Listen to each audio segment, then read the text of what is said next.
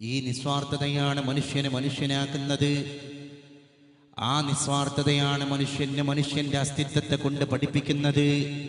നമ്മൾ ആലോചിക്കേണ്ടതുണ്ട്. അക്രിം ജാറക വലൗ കാന കാഫിറ. നിന്റെ അയൽവാസി അന്യമതസ്ഥനാണെങ്കിൽ അവനെ ഒന്നുകൂടി ബഹുമാനിക്കണം, അവനെ ഒന്നുകൂടി ഗൗരവിക്കണം. അവൻ സഹോദര മതസ്ഥനാണെങ്കിൽ ആ സാഹോദര്യ മതത്തിന്റെ ദർശനങ്ങളെ നമ്മൾ നമ്മുടെ ജീവിതത്തിലൂടെ പ്രകടമാക്കണം. ആയിഷ ബീവിയുടെ വീട്ടിൽ എന്തെങ്കിലും വിഭവസമൃദ്ധമായ സ്പെഷ്യൽ ഭക്ഷണ പദാർത്ഥങ്ങൾ പാകം ചെയ്യപ്പെട്ട് കഴിഞ്ഞാൽ അള്ളാഹുവിന്റെ റസൂലിന്റെ മുമ്പിലേക്ക് ആ ഭക്ഷണം കൊണ്ടുവരപ്പെടുന്നതിന്റെ മുൻപേ ലോകത്തിരുമേനി തന്റെ പ്രിയതമയായ ഭാര്യയോട് പറയും, ആയിഷ, നമ്മുടെ അടുക്കളയുടെ മുൻഭാഗത്തുള്ളതൊരു ജൂതന്റെ കുടുംബമാണ്. ആ ജൂതന്റെ കുടുംബമാണ് നമ്മുടെ അയൽപ്പക്കക്കാരെങ്കിൽ നമ്മുടെ അയൽപ്പക്കക്കാരന് നമ്മുടെ വിഭവസമൃദ്ധമായ ഭക്ഷണത്തിന്റെ ഒരു ഭാഗതയും കുറിക്കാൻ ഞാനും നീയും ബാധ്യസ്ഥരാണ്.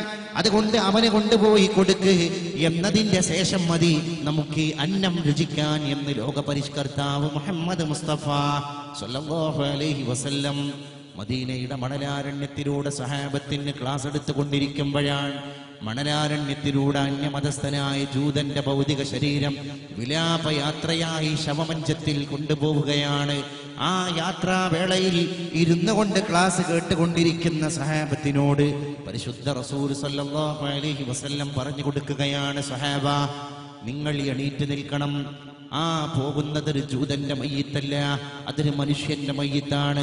സ്വഹാബ ചോദിക്കാൻ ആഗ്രഹിച്ചു പോയി, അതൊരു ജൂതന്റെ ഭൗതിക ശരീരമല്ലയോ റസൂലേ, എന്തിനാണ് നമ്മൾ എണീറ്റ് നിൽക്കുന്നത് എന്ന് ചോദിച്ചപ്പോ അവരെ തിരുത്താൻ മുന്നോട്ട് വന്ന പരിശുദ്ധ മുഹമ്മദ് മുസ്തഫ സ്വല്ലല്ലാഹു അലൈഹി വസല്ലം അല്ലാഹുവിന്റെ റസൂൽ സ്വഹാബത്തിനോട് പറയുകയാണ്, ആ വിലാപയാത്രയായി കൊണ്ടുപോകപ്പെടുന്ന ശവമഞ്ചത്തിൽ കിടക്കുന്നത് ഒരു ജൂതനാണ് എന്നഭിപ്രായപ്പെടാൻ നിങ്ങളിൽ വർഗീയതയുടെ, വംശീയതയുടെ, മതത്തിന്റെ പരസ്പര അതിർത്തികളെ നിങ്ങൾ രണ്ടിനെയും രണ്ടായി തരം തിരിച്ചത് കൊണ്ടാണ് നിങ്ങൾക്ക് അങ്ങനെ കാണാൻ കഴിഞ്ഞത്.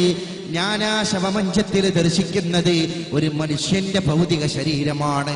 ജൂതൻ എന്ന് പറയുന്ന പദപ്രയോഗത്തിൽ നിന്ന് മനുഷ്യൻ എന്ന് പറയുന്ന ഉദാത്തവൽക്കരണത്തിന്റെ സിദ്ധാന്തത്തിന്റെ സോപാനത്തിലേക്ക് ഉത്താനം പകർന്നിട്ട് സ്വഹാബത്തിന്റെ മനസ്സിനെ കൊണ്ടുപോകാൻ മാനുഷികത്തിന്റെ മഹാചാര്യനെ പോലെ, മാനവികതയുടെ വിപ്ലവകാരനെ പോലെ, സഹിഷ്ണുതയുടെ ചമൽക്കാരദായകമായിരിക്കുന്ന ദർശനങ്ങളുടെ ഉപജ്ഞാതാവിനെ പോലെ, വമാ അർസൽനാക ഇല്ലാ റഹ്മത്തൽ ലിൽ ആലമീൻ പരിശുദ്ധ മുഹമ്മദ് മുസ്തഫ